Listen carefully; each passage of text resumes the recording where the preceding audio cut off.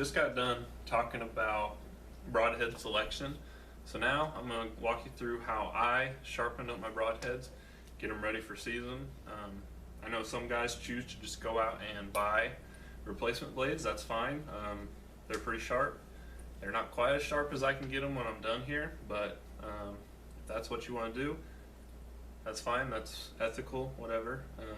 But doing this way, I get them a little bit sharper and I save a little bit of money in the long run, so I highly recommend it.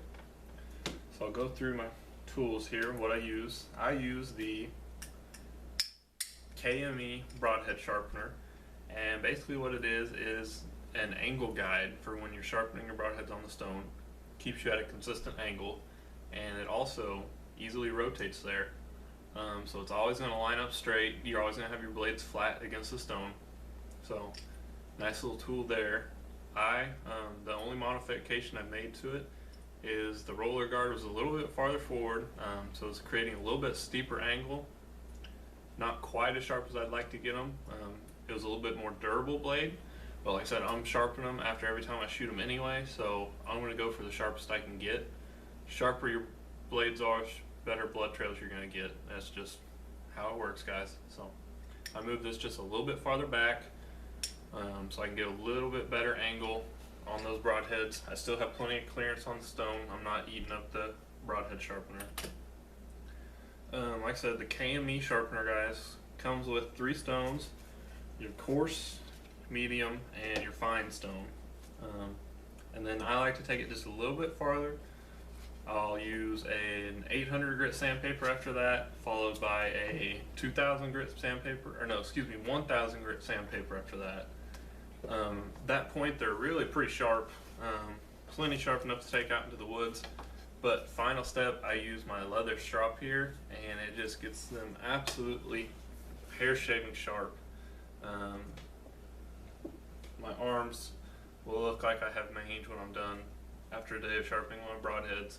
So I mean, they are definitely wicked sharp. So, and this will work with all of your, pretty much every broadhead out there. Any of your expandables, you have to take them apart and take the blades off, but not too hard to do. And you'll just clamp them in here. It also has a different set of clamps for like your traditional 2-blade broadheads that you can't take apart. It's got this clamp right here. You just slide it into that. That way you can get nice solid contact all the way across that blade.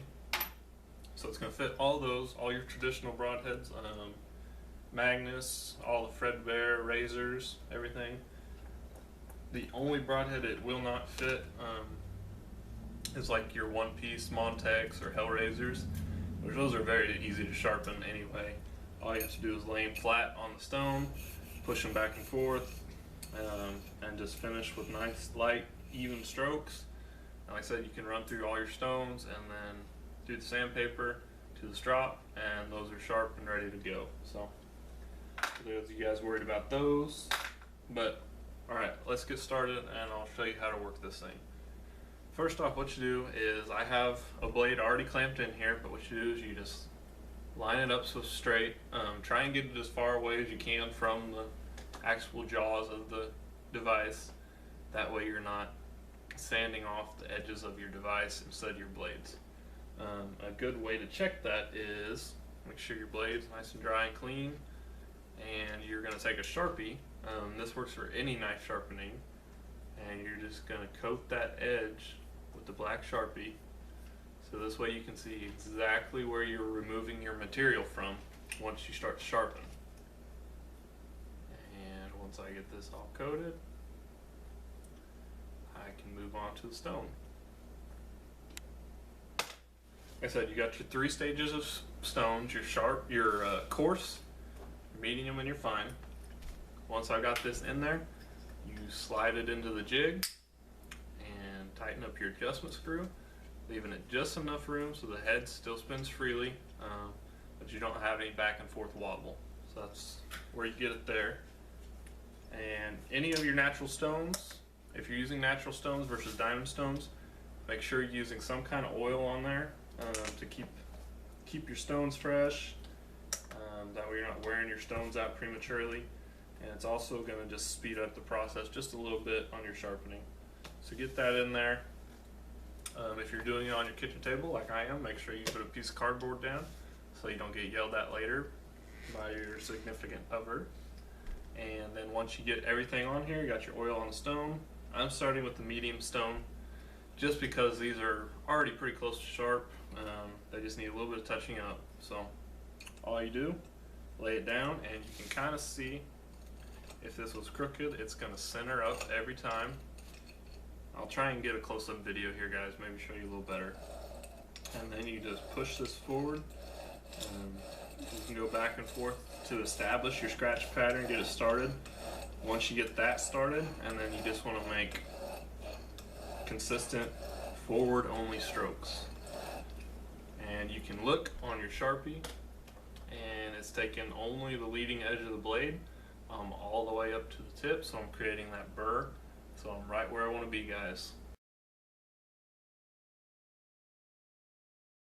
That's just what you want. And you just spin it over to the other side, and same thing. You can go forwards and backs just a little bit to get it started, and then you just want those straightforward pushes. Just get that nice consistent scratch pattern, which is going to leave you a little bit sharper blade, and you're not going to have the deep scratches like if you would go back and forth the whole time. And then you would proceed to do that through all three of your stones. So once you're done there, like I said, I'll lay the sandpaper on my fine stone, do that, same process, same exact process. Then when I'm done, I've got everything sharp. I'll clean off this a little bit, so because I don't want to contaminate my leather strop with any metal filings or any of that oil. So I'll get this good and clean, and then instead of pushing forward on the leather strop, I pull it backwards. That way you're not cutting into your leather. That's the only reason. And then when you're done, these blades I've already sharpened up, and these things are just scary sharp right now. I'll try and zoom in on this, and you can just see the hair is just instantly falling off, guys.